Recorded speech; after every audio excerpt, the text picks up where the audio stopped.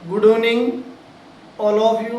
आज हम देखेंगे प्राणी जगत में जो फाइलम्स चल रहा है इकाइनोडर्मेटा पार्ट, उसका पार्ट 3 देखेंगे हम। देखो पिछले कक्षा में हम देख चुके हैं कि जो फाइलम्स इकाइनोडर्मेटा होता है उनमें क्या पाई जाती है, सेंट्रल डिस्क पाई जाती है।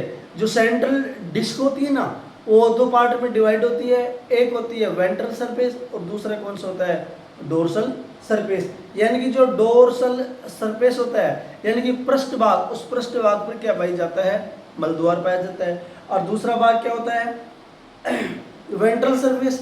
वेंट्रल सरफेस यानी कि उस पर क्या पाया जाता है, माउथ पाया जाता है। अब उसके आगे देखते हैं हम।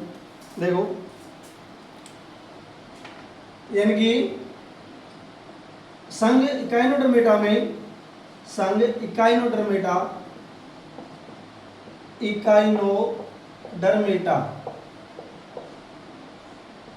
में वाटर वेस्कुलर सिस्टम पाया जाता है, यानी कि जल शैवन तंत्र पाया जाता है।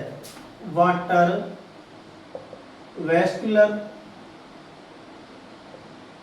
वेस्कुलर सिस्टम पाया जाता है। वाटर वेस्कुलर सिस्टम पाया जाता है यानी कि जल सहवनीय तंत्र पाया जाता है। देखो जल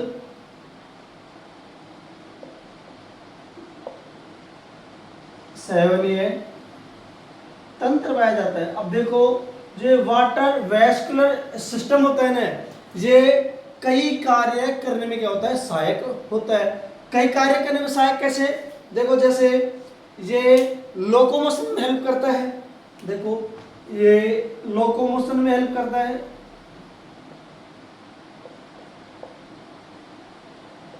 लोकोमोशन में हेल्प करता है, लोकोमोशन में हेल्प करता है यानी कि गमनांग में हेल्प करता है। दूसरा देखो ये रेस्पिरेशन में हेल्प करता है, श्वसन में हेल्प करता है, रेस्पिरेशन में हेल्प करता है। ठीक है ना। आगे देखो जो वाटर वेस्कुलर सिस्टम होता है भोजन को पकड़ने में भी सहायक होता है। तीसरा काम देखो इसका, यानी कि भोजन को पकड़ने में भी सहायक होता है। भोजन को पकड़ने में सहायक होता है। क्या हो गया, तीसरा कार्य क्या होगा कि ये भोजन को पकड़ने में भी सहायक होता है। कहने का तो हो गया कि capture and transport of food. English में बोले तो क्या बोलेंगे, capture and transport of food.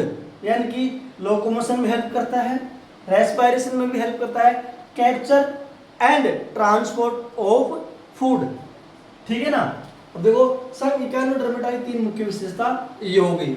अब इसके आगे देखते हैं हम। अब तो देखो इसमें जो एक्सक्रीटरी सिस्टम होता है यानी कि जो उत्सर्जन तंत्र होता है वो एब्सेंट होता है। नेक्स्ट पॉइंट देखते हैं, इसमें excretory system absent, excretory system absent यानी कि इसमें जो उत्सर्जन तंत्र होता है ना एब्सेंट होता है। आगे देखते हैं इसमें नर एवं मादा अलग अलग होते हैं, नर एवं मादा अलग अलग होते हैं। अगला पॉइंट देखो इसमें नर व मादा अलग अलग होते हैं, अलग अलग होते हैं यानी मेल अलग होता है और फीमेल अलग अलग होते हैं। अब देखो अब इसमें जो लैंगिक जनन होता है,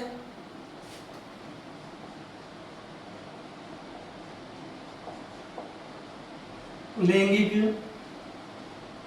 जनन पाया जाता है।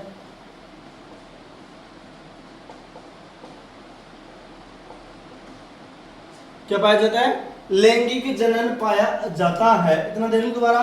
फाइलम्स इकाइनोडर्मेटा की मुख्य विशेषता क्या होती है, वाटर वेस्कुलर सिस्टम पाया जाता है, यानी कि जल सहवनीय तंत्र पाया जाता है। अब जो जल सहवनीय तंत्र होता है उसके कई कार्य होते हैं, क्या क्या होते हैं, एक लोकोमोशन में हेल्प करना होता है, रेस्पिरेशन में हेल्प करना होता है, भोजन को पकड़ने में सहायक होता है, यानी कि capture and transport of food. देखो यानी एक्सक्रीटरी सिस्टम उत्सर्जन तंत्र में क्या हो गया, एब्सेंट होता है। मेल एंड फीमेल अलग अलग होते हैं। जो जनन होता है यानी कि लैंगिक जनन पाया जाता है। और देखो जब फर्टिलाइजेशन क्या होता है, एक्सटर्नल होता है, यानी कि बाहरी निषेचन पाया जाता है। और लार्वा इनडायरेक्ट होता है, यानी कि लार्वा अप्रत्यक्ष होता है। लार्वा अप्रत्यक्ष होगा तो मुक्त प्लावी लार्वा अवस्था पाई जाती है। आगे देखते हैं इसको, देखो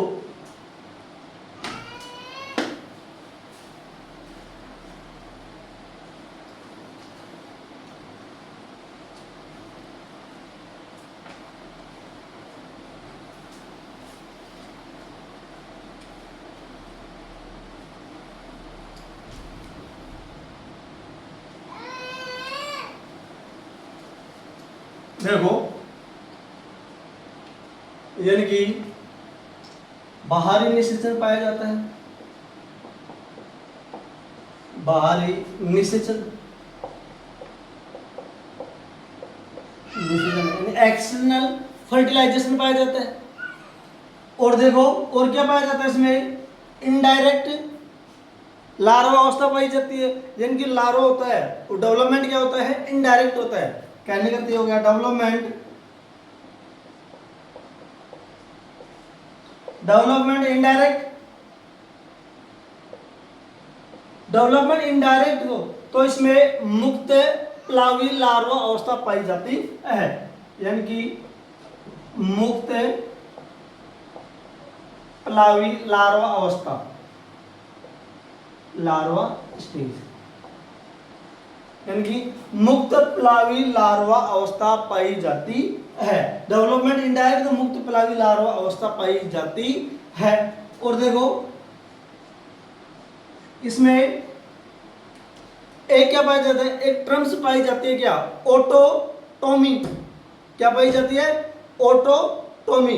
देखो ऑटोटोमी क्या कहेंगे, ऑटोटोमी किसको कहते हैं, यानी कि जब स्टारफिश आवश्यकता पड़ने पर क्या कहेंगे हम, यानी कि जो ऑटोटोमी में क्या कहेंगे, स्टारफिश की आवश्यकता पड़ने पर अपनी भुजा को स्वतः ही अलग कर लेती है। इस प्रक्रिया को हम ऑटोटोमी कहते हैं, यानी कि ऑटोटोमी, ऑटोटोमी। आगे बात समझ में, ऑटोटोमी किसे कहेंगे, यानी कि स्टारफिश आवश्यकता पड़ने पर अपनी भुजा को स्वतः ही क्या कर लेती है, अलग कर लेती है। इस परिघटना को हम क्या कहते हैं, ऑटोटोमी। और उसमें क्या पाया जाता है, यानी कि पुनरुद्भवन की अपार क्षमता पाई जाती है। किसमें, इकाइनोडर्मेटा में, यानी कि सितारा मछली में क्या पाई जाती है, पुनरुद्भवन की अपार क्षमता पाई जाती है। और एक टर्म और आता है एविसरेशन, एक टर्म्स और आती है एविसरेशन, एविसरेशन। अब देखो एविसरेशन किसे कहेंगे, एक होती है ऑटोटोमी और एक होती है एविसरेशन। अब देखो जब इसमें इकाइनोडर्मेटा यानी होलोथूरिया को जब गुस्सा आने पर अपने विसरल ऑर्गन्स को यानी कि विसरल अंगों को अपने शरीर से बाहर निकाल लेती है और उनके स्थान पर नए विसरल ऑर्गन्स आ जाते हैं। देखो दोबारा, यानी कि एविसरेशन में क्या बोलेंगे, जो स्टारफिश होती है ना, स्टारफिश अपने विसरल ऑर्गन्स को स्वतः ही बाहर निकाल लेती है और उसके स्थान पर नए और विसरल ऑर्गन्स आ जाते हैं। क्यों, क्योंकि उनमें पुनरुद्भवन की अपार क्षमता पाई जाती है। और देखना आपने घर में देखा होगा तो ये छिपकली होती है ना, उनमें भी रीजनरेशन यानी कि पुनरुद्भवन की अपार क्षमता पाई जाती है। देखो जब कई बार उनकी पूंछ कट जाती है तो उनमें दोबारा से नई पूंछ का विकास हो जाता है। दो टर्म्स होगी, ऑटोनॉमी और एविसरेशन। अब आगे देखते हैं इसके एग्जाम्पल। देखो इसके एग्जाम्पल में मुख्यतः क्या आता है, सितारा मछली, यानी कि इसका मुख्य एग्जाम्पल क्या हो गया, तारा मछली। देखो एग्जाम्पल क्या हो गया, तारा मछली।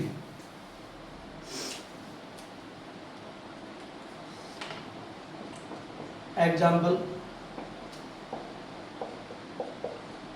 क्या हो गया, एक हो गया एस्टेरियस,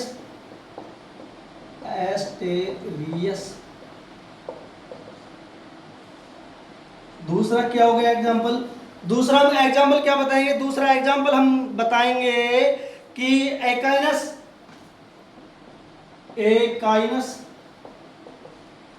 तीसरा क्या बताएंगे हम, एंटीडोन।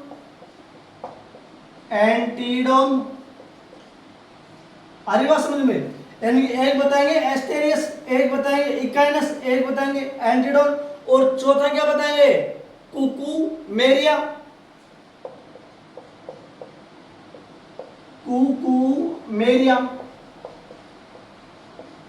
चौथा क्या बताएंगे, कुकुमेरिया। और एक इसका लास्ट एग्जाम्पल क्या होता है, ओफियूरा।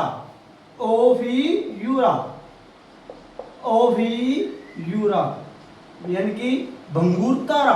ओपीरा क्या बोलते हैं, भंगूर तारा। दोबारा देख लो, इसके एग्जाम्पल में क्या बताएंगे, एक बताएंगे एस्टेरियस, एक क्या बताएंगे एंटीडोन, एक क्या बताएंगे एकाइनस, एक क्या बताएंगे ओवियूरा, एक क्या बताएंगे कुकुमेरिया। ये 5 एग्जाम्पल फाइलम्स इकाइनोडर्मेटा के अंतर्गत आते हैं। यानी कि ये 5 एग्जाम्पल आपकी एनसीईआरटी में दे रखे हैं। वीडियो कैसा लगा, अगर वीडियो अच्छा लगा हो तो लाइक करें, सब्सक्राइब करें, बेल आइकन की घंटी को दबाएं। जय हिंद, जय भारत।